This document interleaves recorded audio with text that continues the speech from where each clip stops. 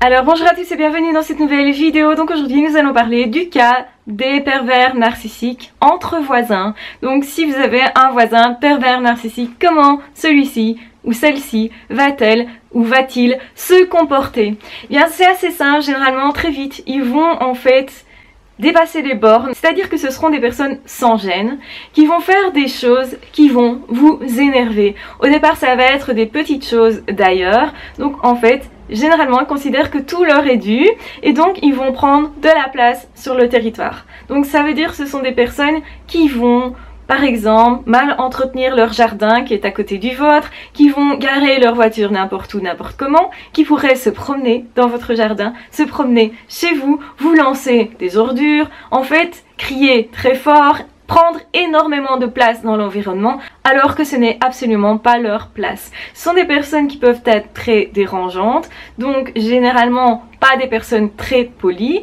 et en même temps ils vont essayer de vous charmer. Il y aura toujours une période pendant laquelle comme ça on va essayer de voir si vous êtes manipulable. Alors manipulable au début ça peut être par la douceur, par des cadeaux, par de la gentillesse, mais ce n'est qu'une apparence. Vous allez voir chez ces voisins-là une tendance à critiquer beaucoup les autres, à être beaucoup en colère par rapport à d'autres personnes, à avoir beaucoup de conflits. Les pervers narcissiques ont toujours beaucoup de conflits. Une tendance aussi à vouloir se cacher, à vouloir masquer les choses, à vouloir déguiser les choses, et des rapports entre eux, si ce sont des personnes qui vivent en famille, des rapports entre eux qui sont plutôt conflictuels, qui sont plutôt malsaines, ou des rapports de force déjà. Et donc là ça doit vous mettre la puce à l'oreille si justement vous vous posez la question: est-ce que ma voisine, mon voisin est pervers narcissique? N'oubliez jamais qu'il peut y en avoir plusieurs dans la même famille aussi. Si vous dites je ne sais pas si c'est l'homme ou la femme qu'il est, mais que ces personnes-là passent leur temps à vous nuire, à vous épier, à raconter beaucoup de choses sur vous qui sont des choses inventées dans le quartier. Donc ils sont vraiment au centre pour lancer des ragots, pour lancer des rumeurs, et vous êtes comme ça désemparés parce que vous découvrez après coup ce qui a été dit, ce qui a été fait. Tout d'un coup, il y a d'autres voisins qui ne vous disent plus bonjour, vous passez pour une personne bizarre, et surtout aussi, ce qui peut arriver, c'est que cette personne va essayer de vous manipuler si la gentillesse ne marche pas, par la peur, par justement l'imposition d'un rapport de force. Vous allez sentir que vous n'êtes pas libre, vous allez sentir que justement vous êtes constamment sur vos gardes quand ces personnes-là sont dans le paysage. Évidemment c'est compliqué quand c'est juste à côté de chez soi par exemple. Donc évidemment il y a un état comme ça de stress qui peut s'installer parce que vous ressentez que vous êtes en danger éventuellement. Et ce n'est pas une fiction, c'est-à-dire qu'effectivement ces personnes-là ne sont pas des bonnes personnes, ne sont pas bienveillantes, et c'est ça que vous ressentez. Et évidemment par rapport à ce type de vie-là, c'est compliqué à gérer aussi. Donc les pervers narcissiques, qu'ils soient hommes ou femmes, sont plutôt indigestes, dans le sens où ils vont impacter votre santé, votre façon de vous comporter. Vous allez vous sentir sur le qui-vive, moins libre, épié. Aussi, vous aurez peur de ce que vous allez découvrir de ce qu'ils ont fait. Ça ne veut pas dire que vous n'allez pas vous défendre, bien entendu, mais généralement au départ, quand on découvre ça, eh bien on tombe un peu à la renverse, on ne sait pas trop bien comment réagir, on se dit c'est pas possible quand même. Eh bien si c'est possible, des pervers narcissiques il y en a partout, dans n'importe quel milieu. Ça peut être donc sentimental, ça peut être amical, ça peut être relationnel, donc amical entre guillemets, hein. On sait que tout ça n'est que du faux. Ça peut être aussi au niveau professionnel, ça peut être au niveau familial, et ça peut être dans votre voisinage, ça peut être aussi les frères et sœurs, ça peut être à plein de niveaux. Ce qui est caractéristique, c'est que les pervers narcissiques vont toujours essayer de vous intimider, de vous faire faire des choses, de vous faire croire que c'est vous le problème, de vous faire croire que ce que vous faites n'est pas normal, et vous allez potentiellement à un moment donné vous remettre en question. Donc si vous commencez à vous poser beaucoup de questions, à vous sentir coupable, à pas vous sentir libre, à vous sentir sur le qui-vive, à vous sentir épié, à ne pas savoir sur quel pied danser avec telle ou telle personne, vous pourrez beaucoup mieux identifier qu'il s'agit d'un ou d'une pervers narcissique, voire de plusieurs. Puisque dans une famille, il peut y en avoir plusieurs.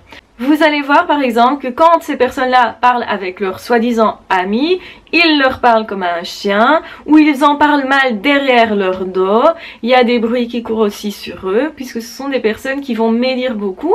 Et souvent, ils se comportent comme des petits coqs, qu'ils soient hommes ou femmes, c'est tout m'est dû. Donc on me doit ceci, on me doit cela. Et ce compris par rapport à vous-même, c'est-à-dire que ils vont vous dire en gros que votre domaine, votre habitation, quelque part, leur appartient, votre vie leur appartient, et ils vont médire sur tous les comportements qu'ils ne veulent pas voir chez vous.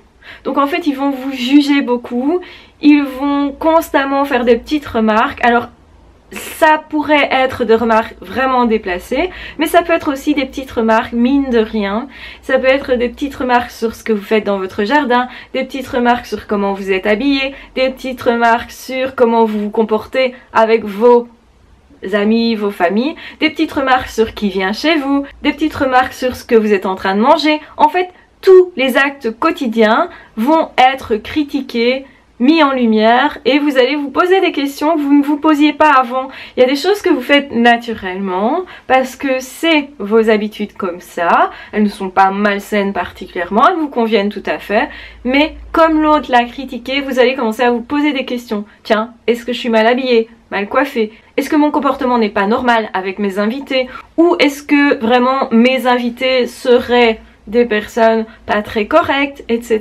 En fait, ils vont constamment pointer du doigt des éventuelles erreurs, défauts chez les autres. Tout ça pour oublier que eux sont principalement un puits sans fond, en fait.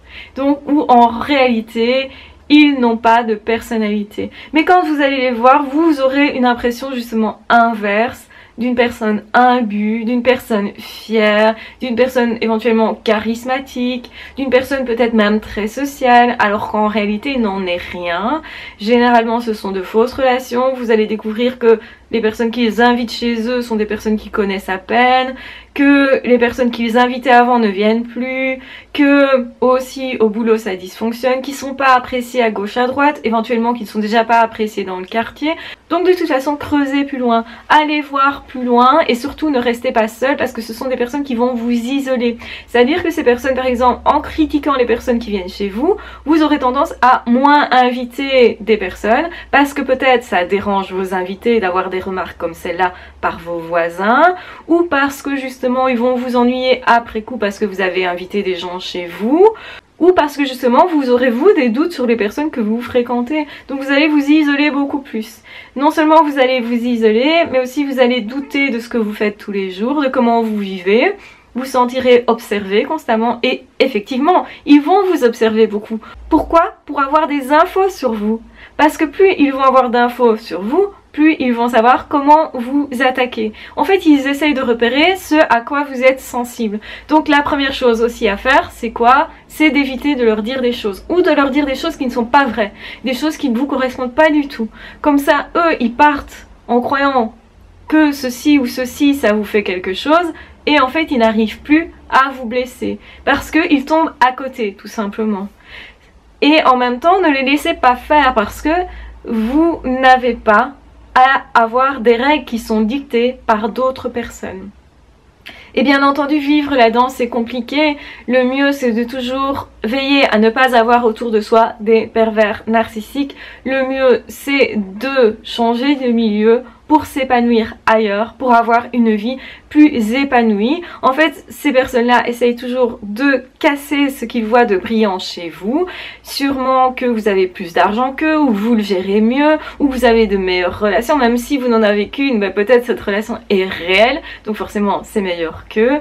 Certainement, vous êtes une personne plus vivante, plus joyeuse, plus construite, plus créative, plus inventive. Peut-être justement vous les dérangez parce que vous avez un côté un peu révolté, vous ne vous laissez pas soumettre.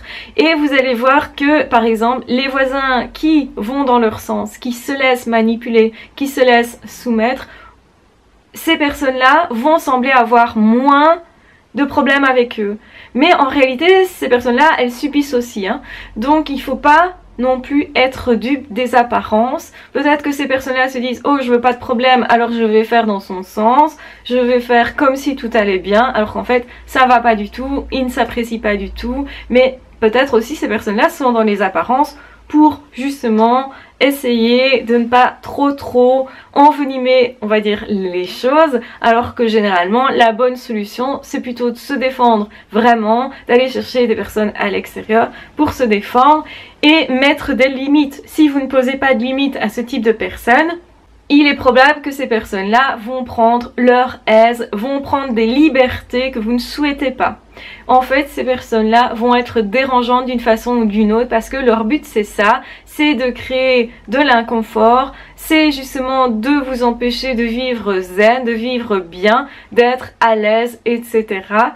Et donc effectivement le truc c'est mettre des limites, c'est poser ses limites et aussi peut-être soit se comporter d'une façon dont on n'avait pas spécialement l'habitude, c'est-à-dire prendre plus sa place, c'est justement être peut-être un peu plus franc que d'habitude et pourquoi pas être plus bruyant que d'habitude pour marquer sa place, pour dire à l'autre en gros je suis là et c'est chez moi là et j'ai le droit de faire tout ce que je veux. Il est probable que ces personnes-là vous envient votre liberté, il est probable que ces personnes-là vous envient votre boulot, peut-être vous envient votre domicile, en fait ces personnes vous envient peut-être votre jeunesse, ou vous envient votre joie de vivre, ou vous envient un talent particulier. Peu importe ce que ces personnes-là vous envient, ce qui est important c'est de savoir que ces personnes-là n'ont pas le droit de vous empêcher d'être vous. Restez vous, soyez-le encore davantage. Prenez justement le contre-pied de vous dire ok, je dois m'aimer plus, m'affirmer plus, être encore plus moi, poser encore plus mes limites. Prenez ça comme un défi et dites-vous ok, c'est un bon exercice pour moi, pour me dépasser et pour être encore plus sûre de moi, tout simplement. Alors ça ne veut pas dire qu'on va rester dans cette situation, bien entendu. Si c'est inconfortable, si vous supportez beaucoup et que vous sentez que vous seriez mieux ailleurs, etc., pourquoi pas envisager cette solution. Je recommande toujours de couper le plus possible les liens avec les pervers narcissiques ou d'éviter le plus possible de les fréquenter quand on est obligé de les croiser, par exemple, parce que ce sont les meilleures solutions. Si vous voulez avoir plus de renseignements pour savoir comment faire pour dépasser tout ça, j'ai aussi à disposition une formation dont je vous mets le lien en barre d'infos. Je vous embrasse bien fort, je vous aime très fort, prenez bien soin de vous et de toute façon on se retrouve très vite dans d'autres vidéos ou dans d'autres podcasts. Ciao, bye bye!